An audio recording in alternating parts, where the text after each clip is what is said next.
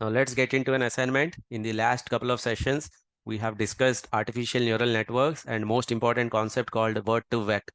Before we move on to the next topic, I want you to complete this word-to-vec assignment. So this is the data file. This is a news category data set. Understand each and every question. Here I have given the complete detailed explanation about each and every step. Overall, there are 6 steps in this assignment. Understand each and every step. Try to understand the instructions that are given here.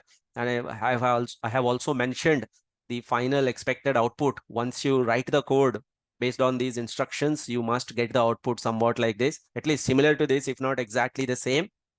So you have to understand step 2, understand the instructions, and then try to write the code for it. Understand step 3, understand the instructions, try to write the code for it. I think step 3 is about configuring the model. Step 4 is about compile and train the model. And then maybe you may not get exactly the same output that you see in each epoch, but similar to this, that is what you must get. And model evaluation, you must get similar accuracy, if not exactly the same accuracy. And then how do you make predictions on the new articles is what is given here. So try to understand each and every question. And this is news classification data.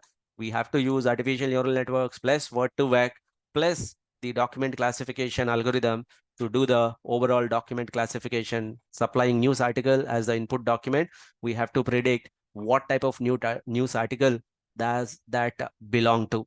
The group is either sports or politics, or there are different groups.